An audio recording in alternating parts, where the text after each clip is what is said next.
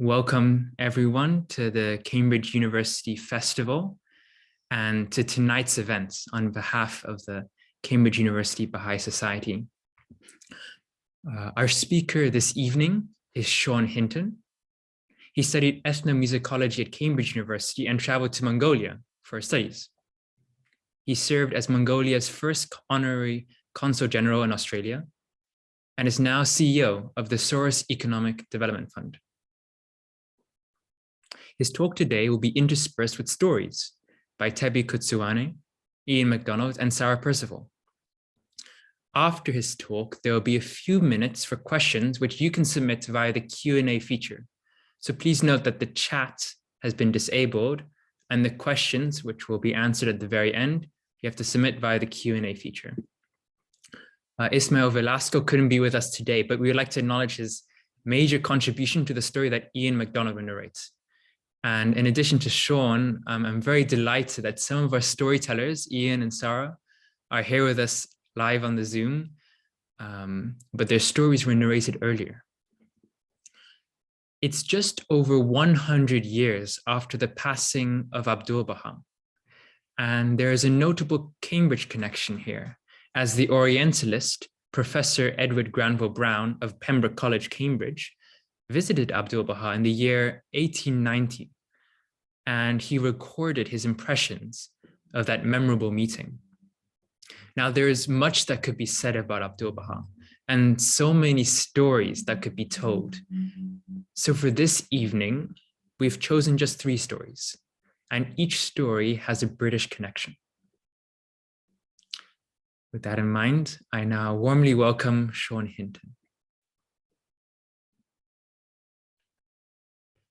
Thank you, Zinzan. That's wonderful. And I want to welcome everybody. We have well over 100 who have joined us on this Sunday evening, and we do appreciate your taking the time to join us for this session. And the numbers are continuing to climb, so it's a little hard doing this virtually, knowing when everybody's in the room. So I think we should get going. It's a great privilege to have this opportunity, together with my fellow storytellers, to share with you what we hope will be a portrait of Abdu'l-Bahá, who, as the title of our talk says, was a philosopher, a mystic, a social reformer, a promulgator of peace, and really so much more, as I hope we'll be able to offer you in this evening's presentation. 10,000 mourners from every creed and background gathered at Abdu'l-Bahá's funeral in 1921 in the city of Haifa to grieve their common loss. He was eulogized as one who had led humanity to the way of truth, as a pillar of peace and the embodiment of glory and greatness. Muslims, Christians, Jews, those of no religious faith, rich and poor, all had come together in love and respect in a rare display of unity. Messages came from all corners of the world. Winston Churchill himself wrote to convey sympathy and condolences. Abdu'l-Bahá died having been knighted for his humanitarian services, having traveled from east to west to share the lofty and transformative principles which continue to influence lives and communities around the world today, having been lauded in the great newspapers of the day for his contributions to peace, and having stewarded the global Baha'i community founded by his father. And yet he was born in Persia and lived almost his entire life as a prisoner and an exile, without material wealth or obvious means of power or influence. So how did he achieve this? What was the source of his power? And what lessons can we derive today from his example? His story seems to me to offer insights into one of the great mysteries of life that I guess we all face, which is, how can we walk a spiritual path with practical feet? And tonight we'll try to answer these questions, not so much by presenting a chronological biography or a formal appreciation, but rather by offering a mosaic of insights from incidents in his life. Abdu'l-Bahá was, as the title of the talk suggests, an extraordinary polymath. He had so many roles, from that of philosopher to peacemaker. And yet the sole title he claimed for himself was that of a servant. So let us start there, with his work in service of others, feeding the hungry and caring for the poor.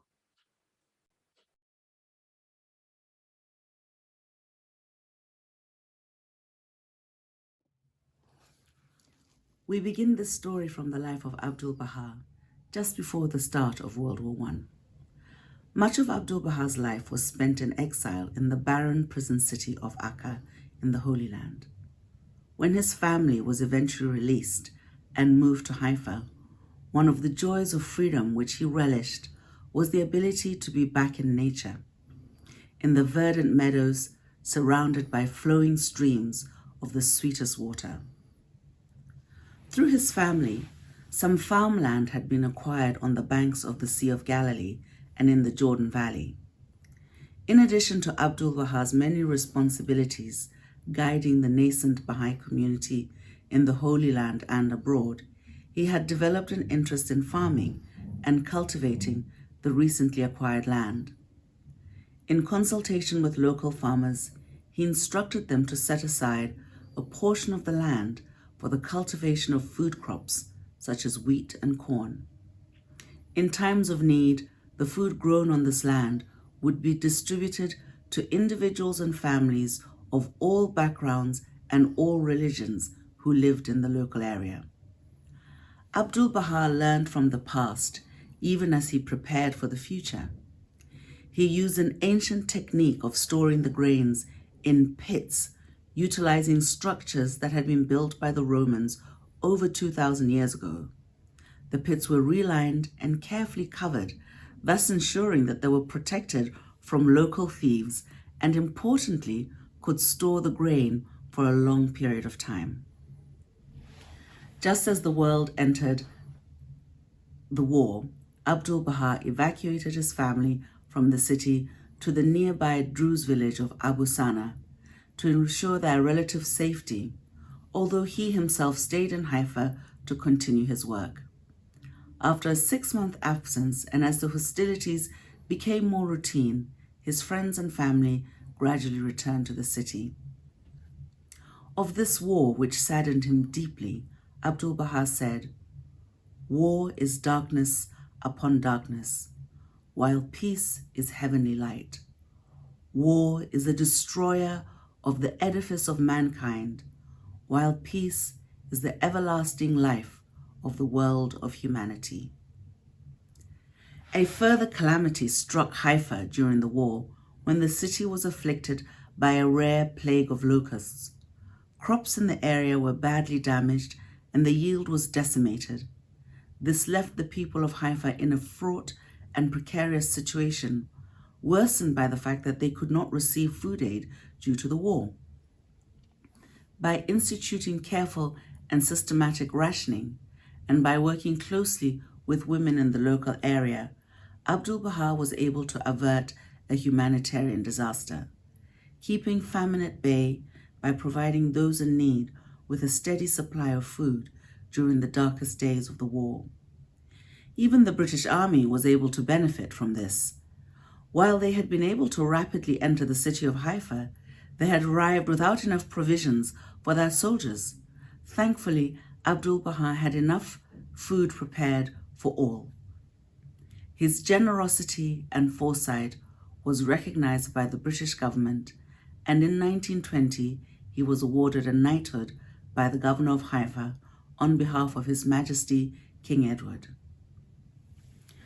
But in accepting this recognition, Abdu'l-Bahá demonstrated the deepest humility. It is intriguing that he assented to receiving this honor in the first place. After all, as the promulgator of world peace, mystic and philosopher, this was hardly a title he sought or needed, nor one that would advance him in society in any way.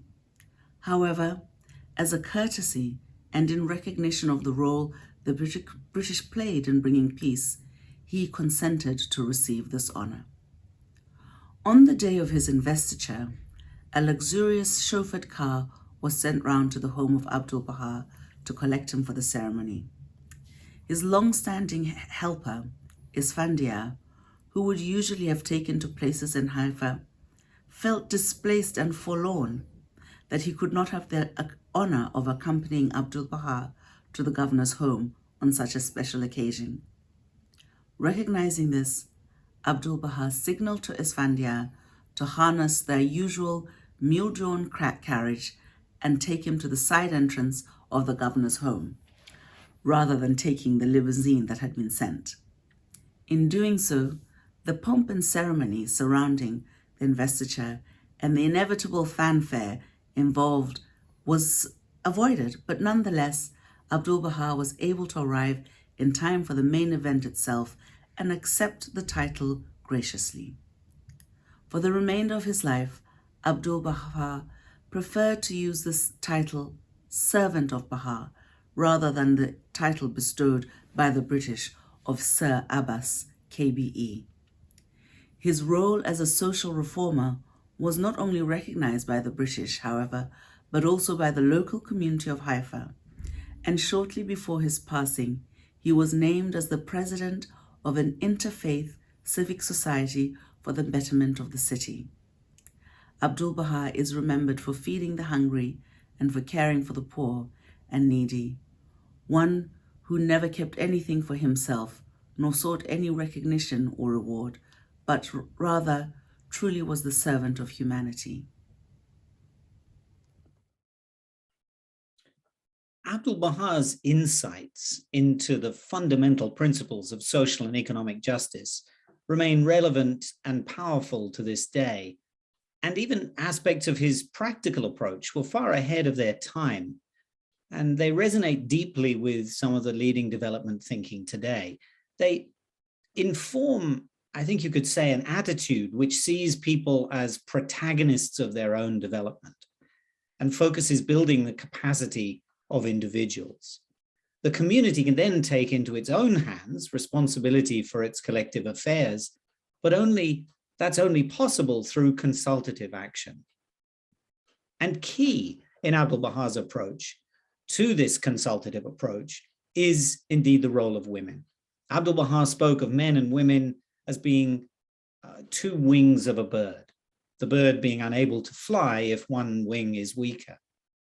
In a patriarchal society, he argued tirelessly for women's rights and exhorted them to recognize that women possess spiritual and intellectual capacities equal to those of men, and that women must contribute fully and equally to their communities if society is to thrive.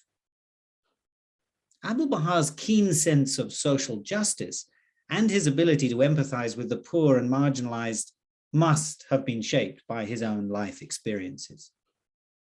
Born on the 23rd of May in 1844 in Tehran, Abdu'l-Bahá enjoyed something of a privileged early childhood.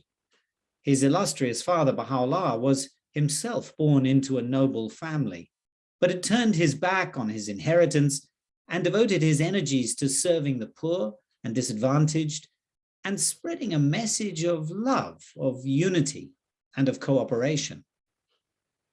These teachings had somehow touched a nerve, touched a chord in a generation who were yearning for renewal and hope, and they attracted a huge following. Principles such as the equality of men and women, the independent pursuit of knowledge, the abolition of the clergy, these were all viewed as revolutionary for their time and so deeply challenging to the establishment that Baha'u'llah and his family and followers became the target of relentless persecution by the monarchy, the clergy, and indeed the government of the day. When Abdu'l-Bahá was just 8 years of age, his father was imprisoned and the family's possessions looted, leaving them in absolute poverty. Seeing Baha'u'llah in prison, his hair and beard unkempt, his neck swollen from a heavy steel collar, his body bent by chains, made an indelible impression on the mind of the young Abdu'l-Bahá. And this was just the beginning of what was to be 40 years of suffering, including successive exiles and incarcerations at the hands of 2 despotic monarchs. Campaigns to vilify his father's name and condemn his followers, imprisonment, torture, even attempts on his father's life were to follow, all in the vain attempt to stamp out the Baha'i faith that Baha'u'llah had founded. When the family were exiled to Baghdad, they were forced to trek on foot, and the young Abdu'l-Bahá suffered frostbite and grieved over the separation from his brother, who was not well enough to make the grueling journey. By his early teens, Abdu'l-Bahá had intuitively recognized the station of his father, and over the years became his representative and his secretary, demonstrating a profound knowledge and understanding and a striking mastery of language. Throughout their exiles and imprisonment in the city of Akka, Abdu'l-Bahá assumed the burden of various negotiations with civil authorities and increasingly took care of the community of his father's followers. He tended to the sick and the poor. He held his ground on matters of justice with everyone from callous jailers, brutal guards, and hostile officials. But his generosity of spirit, his selfless service, and his adherence to principle became legendary and endeared him to those who came to know him, and in time won over even the most hard-hearted of his enemies. Abdu'l-Bahá's life and writings offer a painfully simple and consistent message for us all. He showed us that with an unshakable love for God, we can find an equanimity that no circumstance can shake, and an inner happiness which no adversity can affect. This extraordinary ability to transcend his own suffering and to inspire in others the capacity to do the same is really the subject of this next story.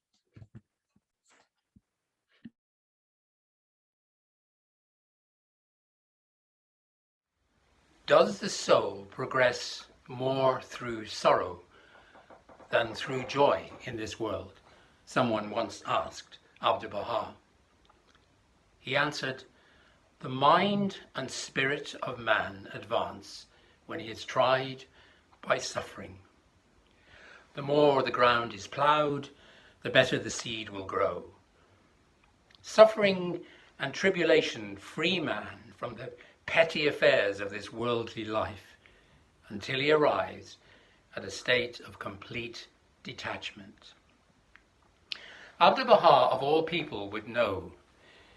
Age 9, he accompanied his father through the rugged mountains of Persia in a bitter cold winter, a prisoner and an exile, traveling from country to country, and finally, many years later, the family arrived in the prison city of Akka.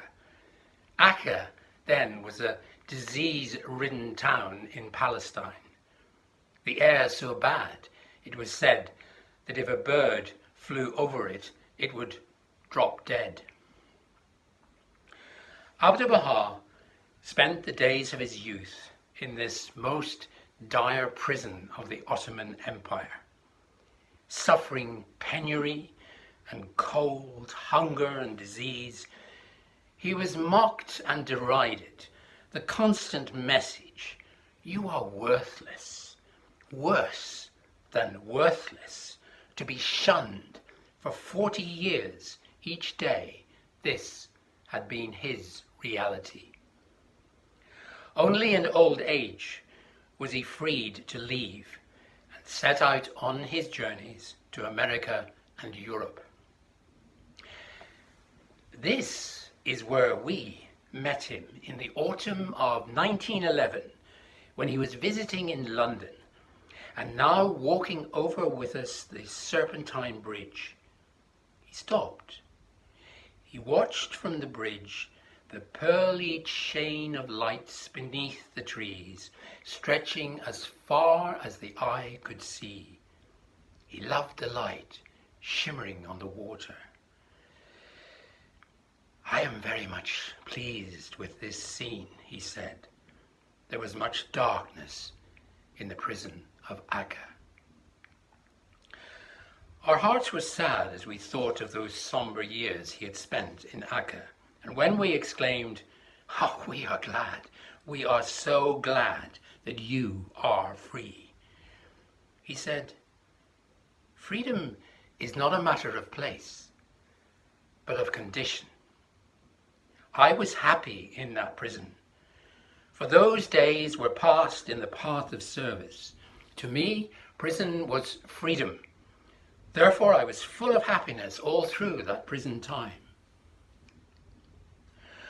Often in his conversations, Abdu'l-Bahá distinguished between the happiness that is connected with the material world, a transitory happiness lasting minutes, hours, days, or months at most, with that eternal, limitless happiness connected with the spiritual, a joy that gives us wings.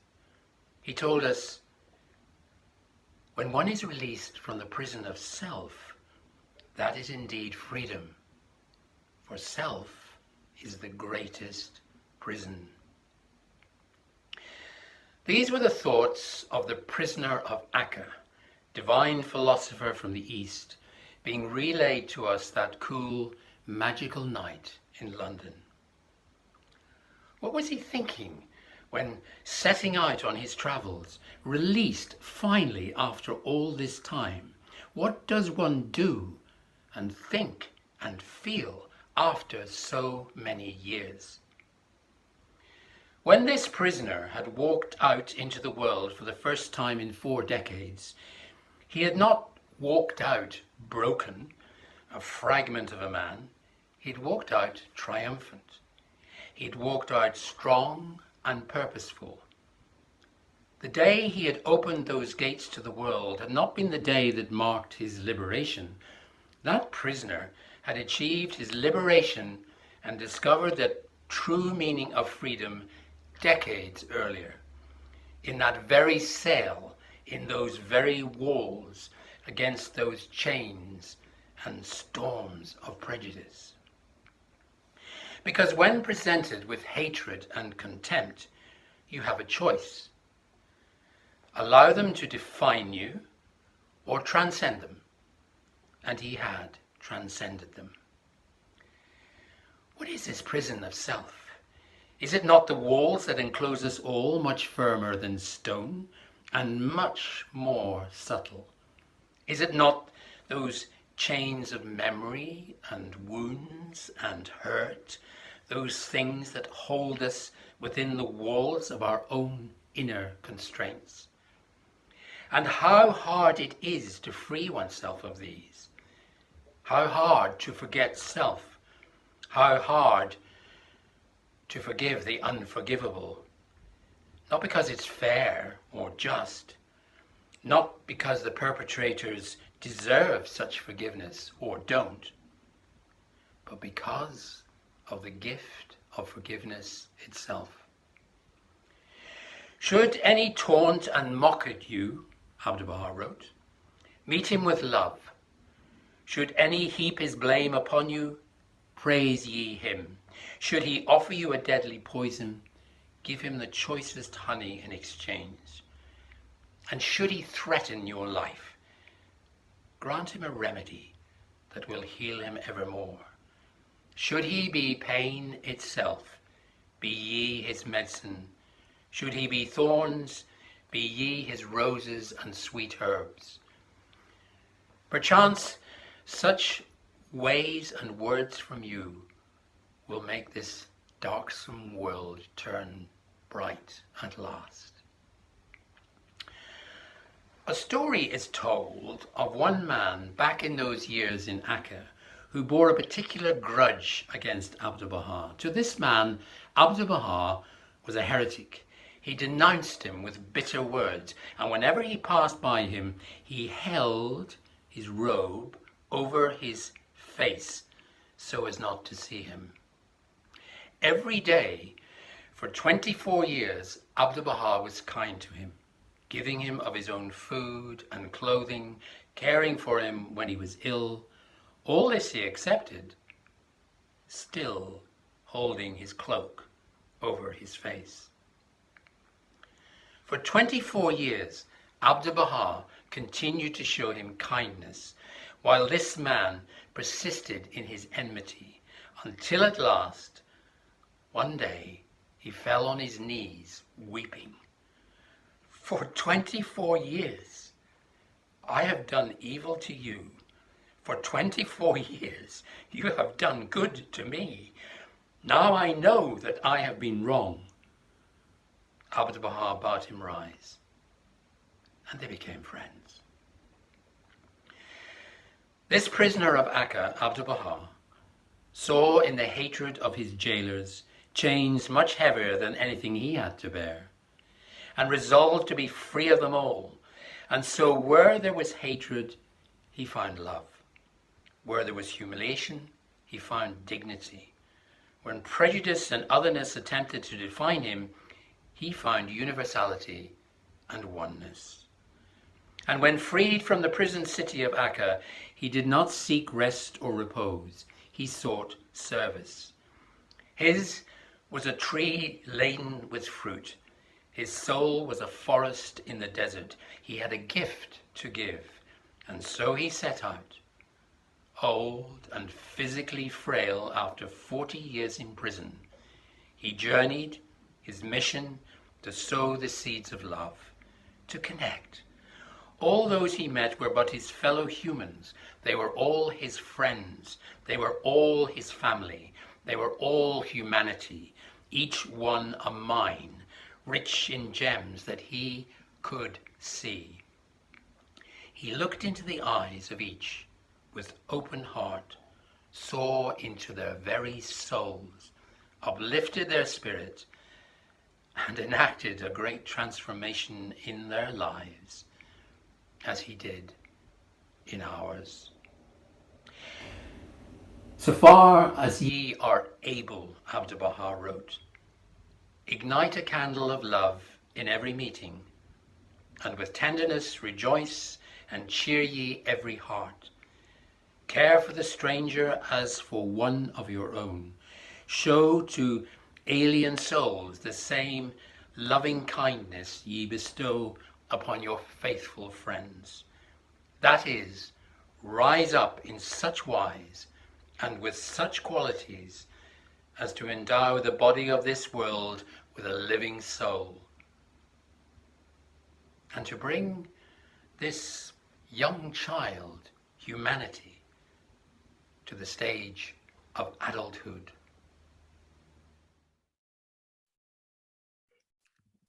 Thank you. That's a beautiful story.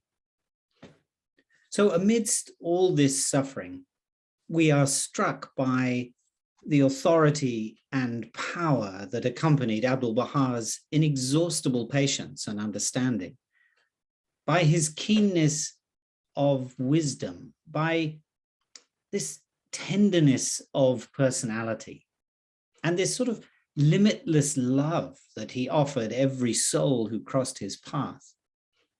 In any one person's life, these qualities offer an example that seem saintly and almost beyond reach. Yet in their simplicity and humanity, each of these individual qualities somehow seem attainable and comprehensible somehow for everyone. Yet Abdu'l-Bahá never sought praise or worldly recognition. Above all, it was his perfection of the practice of servitude and the elevation of its station that leaves the strongest mark on our hearts. A child once asked him, why all the rivers flow into the ocean?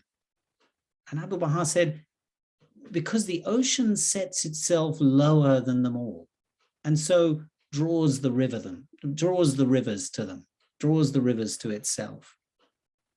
Now, this model of what we might call today servant leadership has profound importance, and it impacts on the kind of grassroots change that society so desperately needs, and that is the prerequisite and indeed the foundation for the kind of systemic societal change that we recognize that's needed. On the 29th of May in 1892, Abdu'l-Bahā's father, Baha'u'llah, passed away. And in his will, he appointed Abdu'l-Bahá as his successor, as the head of the Baha'i faith and the leader of the global community now of its followers. In this capacity, Abdu'l-Bahá was able to preserve the integrity of his father's teachings and ensure the harmony and unity of a growing and diverse Baha'i community, a feat without precedent in religious history. At the age of 70, Abdu'l-Bahá set out on a series of journeys, which took him to Egypt, Canada, America, Hungary, France, and other countries in Europe, and allowed him to visit cities including London, Oxford, Bristol, and Manchester in his travels in this country. On the 10th of September, 1911, from the pulpit of the City Temple Church in London, Abdu'l-Bahá gave a public address for the first time in his life. His travels to the West were filled with ceaseless activity in public talks, in meetings with the press, interviews with individuals. In each of these, he applied his father's teachings to the contemporary issues and the problems facing humanity. On both continents, he received a highly appreciative welcome from extraordinarily distinguished audiences who were concerned about the condition of modern society. They were devoted to such concerns as the issues of peace, women's rights, racial equality, social reform, and fundamental moral development. Abdu'l-Bahá spoke at several universities during his travels. When he was invited to speak at Stanford by the president of the university, all the classes were cancelled for the first and only time in the history of the institution, so that all 2,000 students and staff could attend. Abdu'l-Bahā's approach in his talks and in his writings was at once mystical and scientific, with rational proofs and logical exposition. He spoke of human nature, the meaning of freedom, and many of the foremost philosophical questions of life. He demonstrated the coherence of heart and mind and the inherent harmony between science and religion. Now, I want to bring another storyteller in now, and let's hear more about these travels and some of the people Abdu'l-Bahá met, and indeed some of the lives that he touched.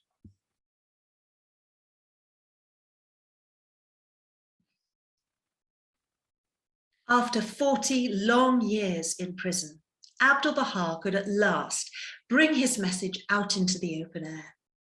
He wanted to travel to the West to bring the Baha'i teachings of peace and unity to the people there. With his very un-Western name and his Oriental dress, he was certainly a curiosity at the time, but every nation took him seriously. Newspaper reporters followed him everywhere, and there were headlines such as "Persian preacher in flowing robes calls for unity," and "World peace urged by Abdu'l-Bahá." Those who gathered to hear him speak were from every strata of society, from princes to paupers. There were politicians and professors, playwrights, poets and painters. There were suffragettes, socialists, society ladies, lords, ladies and labourers, lawyers, dressmakers and dowagers, ministers, missionaries and merchants. They gathered in homes and hotels, in mansion halls, in mosques, churches, clubs, societies and synagogues. Abdu'l-Bahá spoke wherever he could. He spoke in public squares, in parks, in homeless shelters, in railway carriages, even ocean liners. Well, I'd like to tell you two stories that took place in London, two very different audiences and two very different places. The first occasion was grand, the home of Sir Richard and Lady Stately in Bloomsbury Square.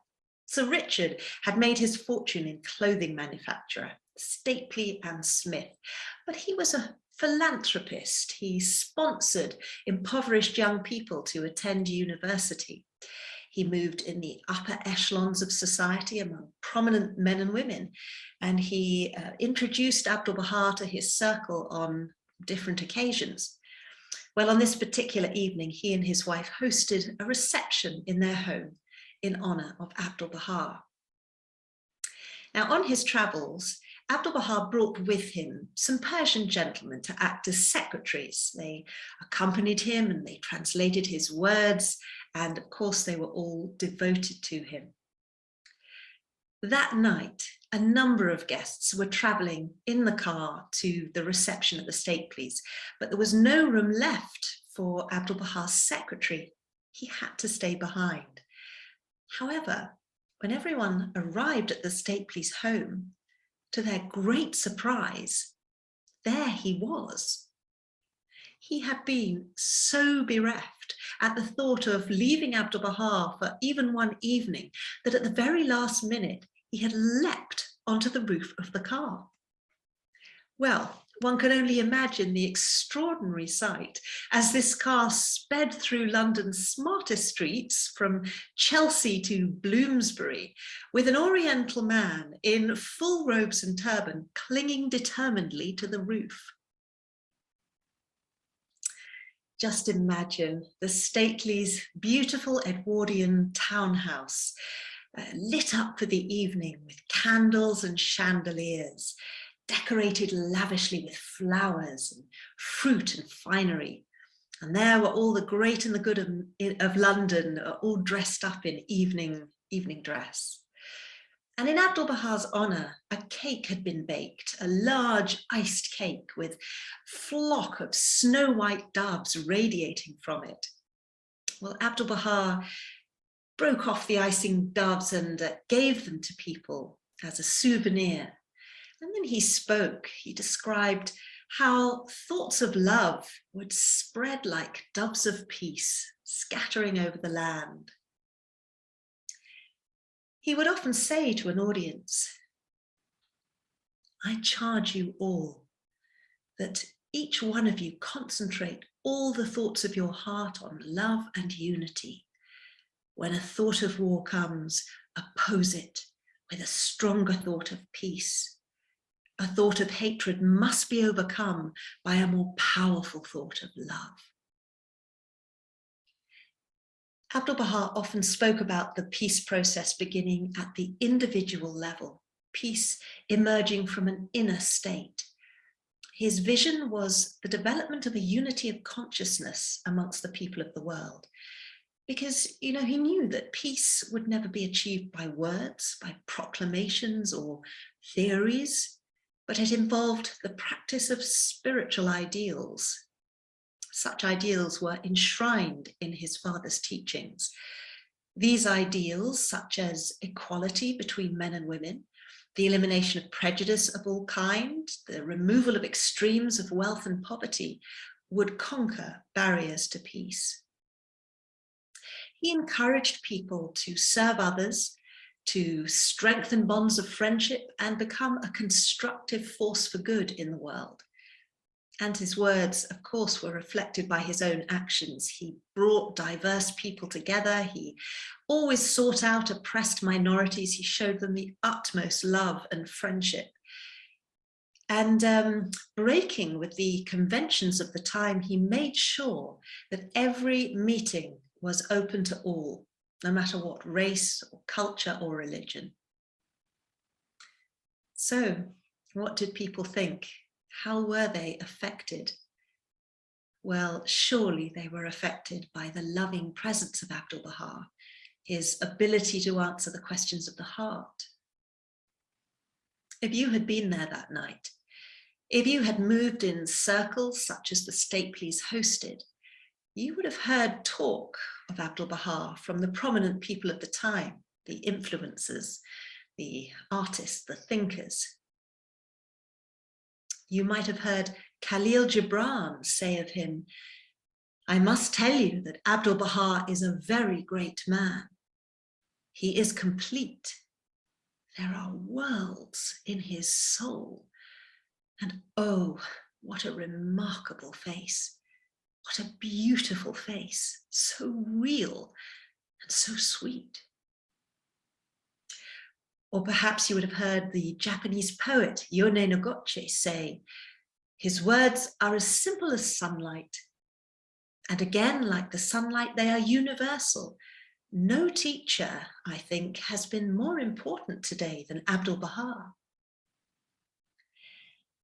Although he moved throughout society, Abdu'l-Bahá was especially sympathetic to the poor and the downtrodden.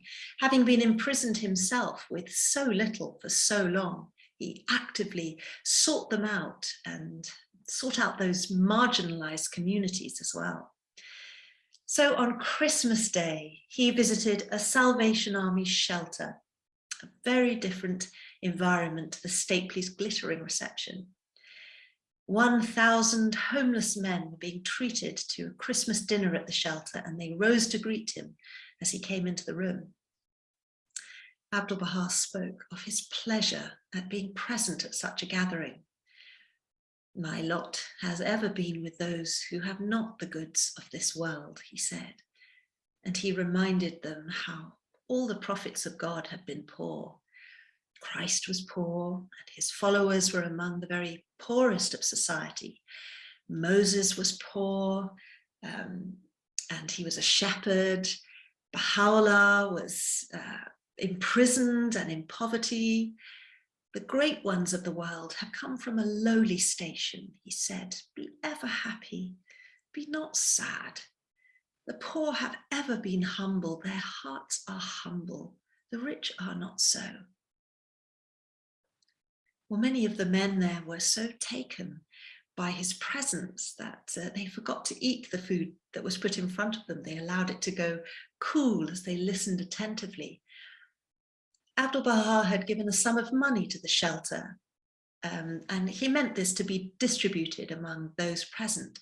But the Salvation Army captain had a different idea. He suggested that another dinner be hosted for the men present, a dinner on New Year's Eve. And as the captain announced this to the men, they rose again, applauding him, and they waved their knives and forks in the air for several minutes.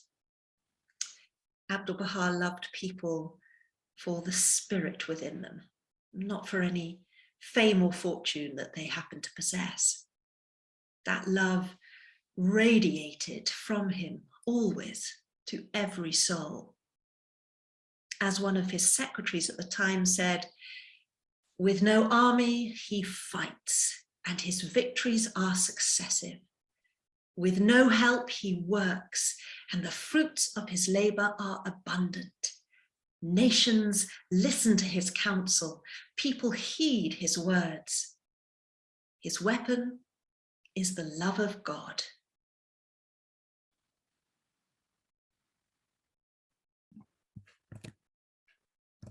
Lovely. So during these travels, Abdu'l-Bahá spoke of the need to create the social conditions and the international political instruments necessary to establish peace. But he was far from naive about the possibility of war, and he repeatedly warned of the dangers of a world-encircling conflict. On one occasion, he said, all the wars which have taken place since the inception of humanity, since the inception of human history, have emanated either from religious prejudice, racial prejudice, patriotic prejudice, or political greed and interest. As long as these prejudices last, so long will the foundation of humanity tremble. When such prejudices pass away, the world will at last find peace. So all prejudice was to be rejected because it hampered the processes of both individual and collective peace. Although he was a deeply spiritual and indeed religious man, he had personally witnessed the great evils perpetrated in the name of religion and understood the ways in which it had been a source of conflict throughout the ages. He went as far on one occasion as to say that if religion should prove to be the cause of enmity and hatred instead of love, its absence is preferable to its existence. But he also spoke of the underlying message of love as the thread connecting all religions when they were freed from superstition and tradition. He described religion's capacity to bind disparate elements of society together in the service of noble goals. And he spoke of religion at its best as the motive force in the advancement of civilization. Less than 2 years later, his premonitions of a world encircling conflict became a reality as the horrors of the First World War erupted.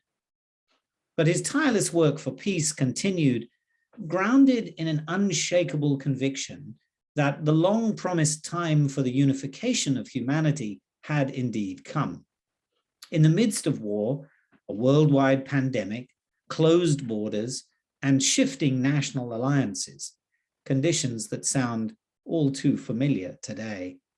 He penned a series of letters to the international organization in The Hague, which had brought together delegates from 40 nations to attempt to establish a durable peace. Many of these delegates would later be involved in forming the League of Nations, an institution, of course, that was in some sense the forerunner to the United Nations. And he called on them to overlook their petty differences in service of peace, in service of a peace the world needed so desperately. In his letters, he explained that any holistic approach to global peace compels humanity to create new institutions with the capacity to function at a global level.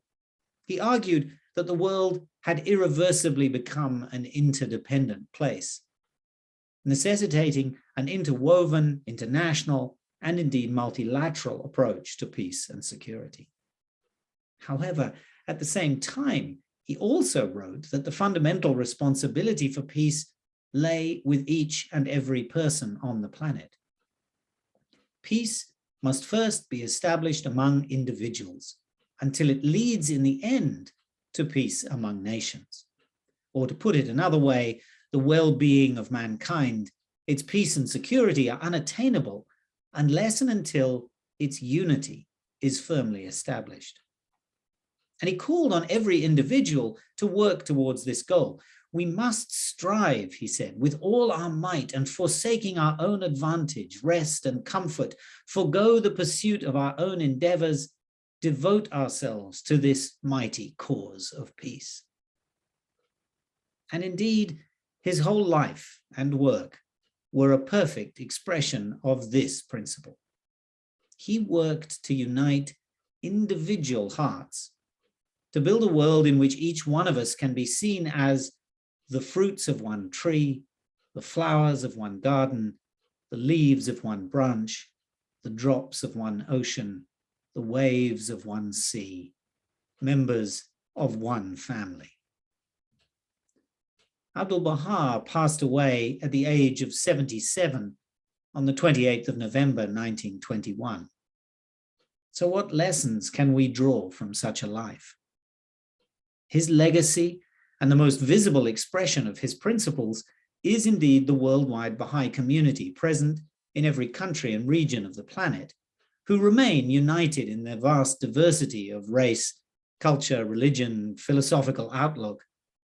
And this community has grown now to number millions. To this day, they follow Abdu'l-Bahá's example, working together with all of humanity to transform this darksome world into one of peace and justice. But I find that his life is also a challenge to us today. It's a challenge to sustain the belief in the fundamental goodness of humanity that he demonstrated. A challenge to take up the cause of peace in our own time that he championed in his. To emulate the example of servitude and humility that he gave us, and indeed to study the body of his writings and benefit from these timeless insights they continue to offer. Thank you for listening to us and for joining us for this session this evening. We don't have a lot of time, and we have got some questions in the Q&A, but I've also been asked to briefly share with you a few photographs, a few images of Abdu'l-Bahá, just to bring some of these stories, beautiful stories that you've been hearing, to life. And so if you'll bear with me, I'm just going to try as seamlessly as possible to do that. I hope that this will work as it should. This is an image of Abdu'l-Bahá as a young man with his young brother, who was referred to in one of the stories. This is an image of Abdu'l-Bahá later in his life, but it reminds us of how simple this life was, a horse-drawn carriage on the beach, indeed, between Haifa and Akka. This is an image of Abdu'l-Bahá receiving his knighthood, as was related in one of the stories.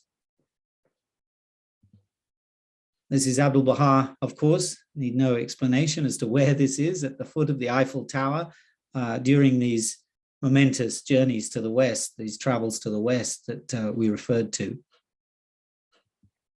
And here is an image, a colorized image of Abdu'l-Bahá in later life, just to give you a sense of who he was.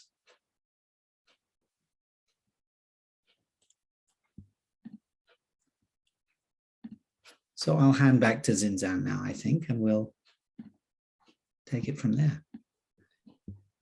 The warmest thanks to Sean for this really moving evening, and also to Tebi, Ian, and Sarah for their captivating storytelling, painting this portrait of Abdu'l-Bahá, blending these different facets of philosopher, mystic, social reformer, promulgator of peace into this one mosaic.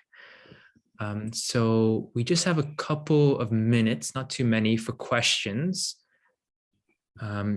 Maybe also, yeah, sorry, I just realized that maybe we can even see, I think Ian and Sarah, they're with us on the Zoom. Maybe they can show their videos so we can see them and really thank them for their really captivating and beautiful storytelling. Unfortunately, Tebi is not there, but we can also remember her. Thank you so much.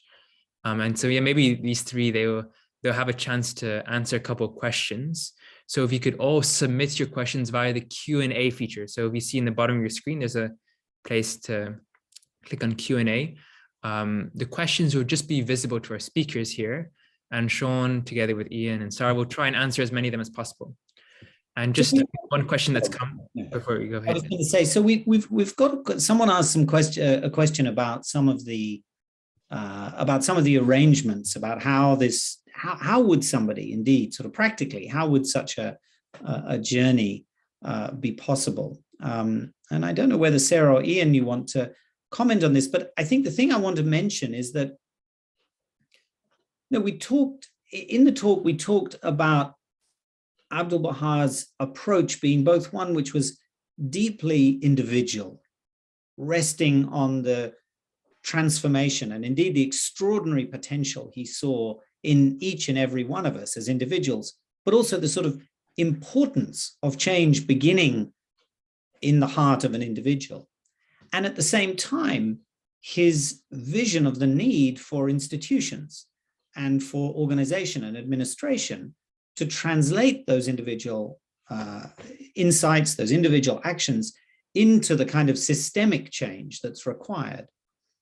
And so, that insight into how change happens in the world was very, very evident in the way in which he led the Baha'i community and in the way in which the Baha'i community around the world had developed. And so, in addition to there being a community of individuals around the world who knew him, who'd visited him, and these included some of the most prominent people of the day, the wife of, William Randolph Hearst, one of the great media magnates, some of these extraordinary individuals had traveled all the way to Abdu'l-Bahá in the Holy Land to visit him prior to these visits to the West. And so there were many individuals who hosted and welcomed him and were there to make arrangements. But there was also a Baha'i community in each of these countries that was organized, that had institutions, that had elected councils and an organization that was able to participate and prepare the way and make arrangements and organize things along the way. So I think as a sort of general answer to that question, I would say it was this visit to the West was organized both through individuals and also through organizations and institutions. It was a sort of marriage of both of those, which seems very fitting as it was such a core principle.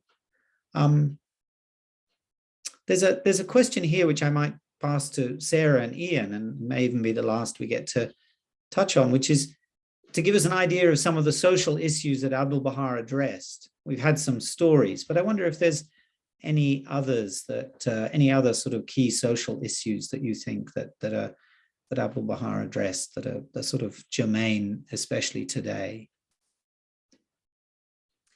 Well, possibly, as you mentioned before, Sean, the rights of women. He really championed the rights of women, and he was very encouraging to women. He really loved to see women who were courageous, who spoke out, who followed their convictions. And there were many women of the time who, it was the suffragette movement, of course, was very, very prominent then. Who he spoke to and encouraged and said, very soon women will take their rightful place in the world. And he was such a promoter of the equality between men and women. But of course, he encouraged them when he spoke to various suffragettes, very well-known ones as well. He really encouraged them to pursue their goals through peaceful means. So I think that is still appropriate today. It's wonderful. Ian, any thoughts? No, I share what Sarah says. I think for me, a very powerful stance that Abdu'l-Bahá took, particularly in America, was on racism.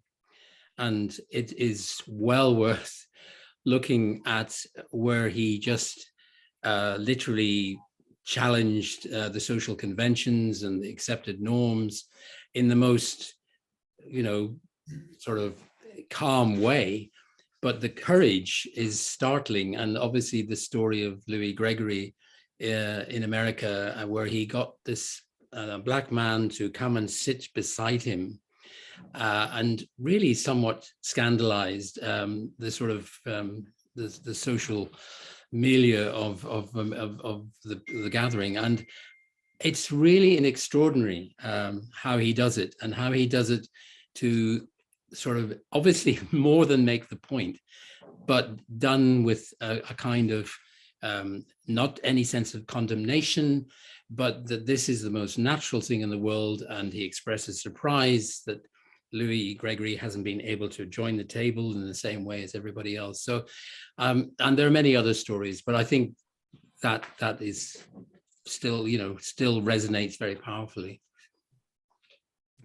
And so true. And I think that's probably a lovely place to end. And Zinzan, I'll hand back to you, and thank you to Sarah and Ian, and thank you to everybody for joining us this evening.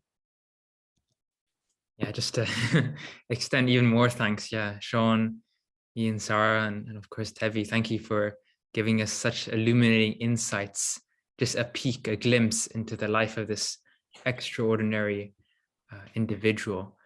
And thank you to the audience, really, for all your questions.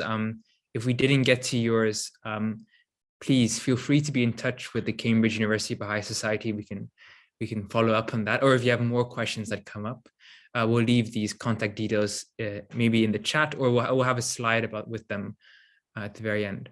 One question that came up again and again was, if they're recording? Yes, so the whole talk was recorded, and it will be made available on our YouTube page. If you look up Cambridge University Baha'i Society, you'll find our YouTube page, and it'll be posted in the coming days if you wish to watch it or share it with others. So that brings to a close our event tonight. Thank you all. We hope to see you next week for our second event, which is on climate change as part of the Cambridge Festival, and organized by the Cambridge University Baha'i Society again. So that's next Thursday. I think all that's left to say is thank you all for joining, and have a lovely evening.